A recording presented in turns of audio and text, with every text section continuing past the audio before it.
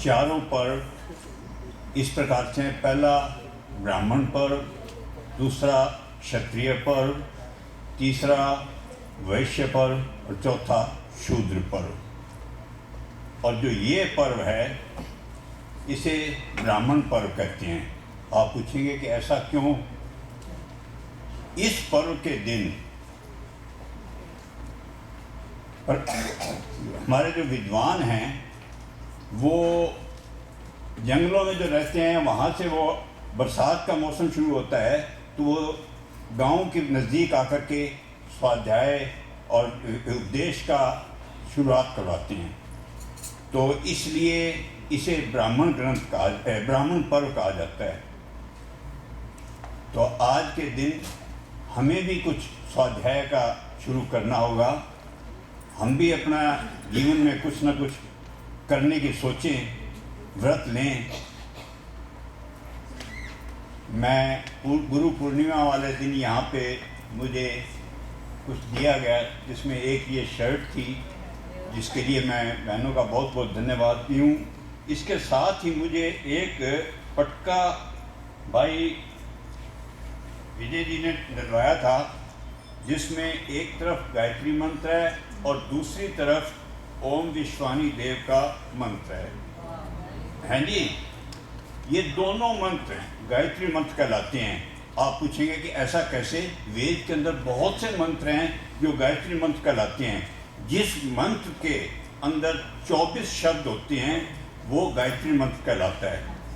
तो इस मंत्र के अंदर ओम विश्वानि देव सवितर दूरितानि परासुव यद भद्रम तन आसु, इस मंत्र में भी 24 शब्द हैं, जिसका कितना सुंदर अर्थ है।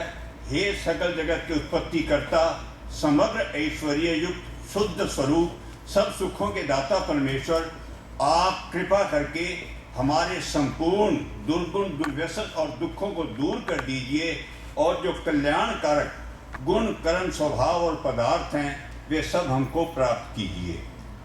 मैं इसकी ज़्यादा व्याख्या ना करता हुआ केवल इसकी एक लाइन पे, जिसमें उन्होंने ये लिखा है कि हमारे सारे दुर्गुण जो दुर्व्यसन जो हैं उनको दूर कर दीजिए और हमें कल्याणकारी गुण प्राप्त कीजिए।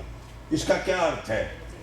इसका बहुत ही गहरा मीनिंग है कि हमारे अंदर जो दुर्गुण हैं पहले हम उनको निकालें, तो हम उसके अंदर अच्छे गुण डालें तो हमें उसका लाभ होगा। जैसे एक लोटे के अंदर गंदा पानी हो, उसमें अगर आप अमृत भी डाल देंगे तो वो भी गंदा हो जाएगा। इसी प्रकार से अगर हमारे मन के अंदर गंदे विचार हैं तो उनके ऊपर अच्छे विचार काम नहीं करते, वो भी खराब हो जाते हैं।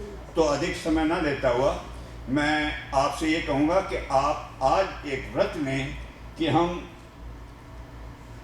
जो ये चौमासा है, इसे चौमासा कहते हैं, आज से जो है इसके अंदर स्वाध्याय करते हैं, तो उसमें हम ये प्रण लें कि हम कुछ न कुछ स्वाध्याय वेदों का और जो हमारे जो भी अच्छे ग्रंथ हैं उनका हम स्वाध्याय शुरू करें।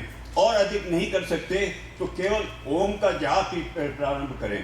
आपको ओम के जाप से ही बहुत अधिक लाभ होंगे। भाई हरि जी ने मुझे आदेश दिया था कि मैंने, क्योंकि ये पिछले वर्ष भी सुनाया था ओम का जाप से जो लाभ हैं, लेकिन मुझे इनका आदेश हुआ कि इसको एक बार रिपीट किया जाए। तो मैं आपको इसका ओम के जाप के लाभ जो है वो बताता हूँ। ओम के जाप से काम, क्रोध, ईर्ष्या, अहंकार को वश में करने की शक्ति मिलती है।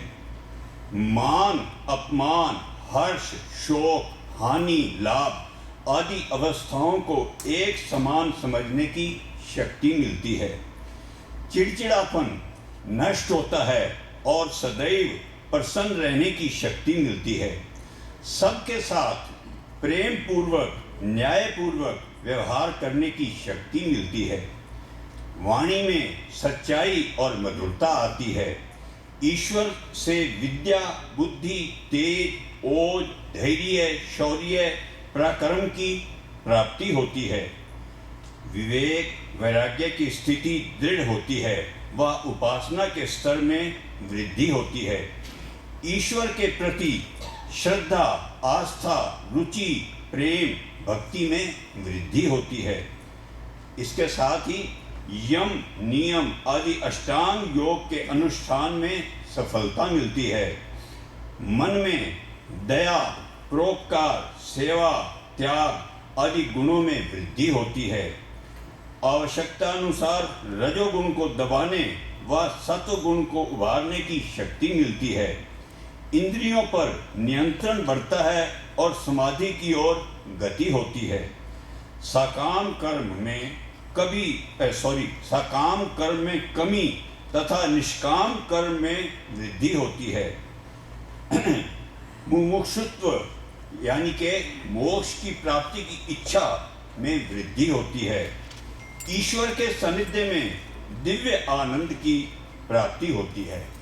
तो ये इतने जब लाभ हैं, वैसे ये तो मैंने कुछ थोड़े से सिलेक्टिव बताए हैं, अगर गिनने लगो तो पूरे नहीं होते, बहुत अधिक हैं। इसलिए आप कृपया और कुछ नहीं तो कम से कम ओम का जाप तो आज से ज़रूर प्रारंभ कर दें। धन्यवाद।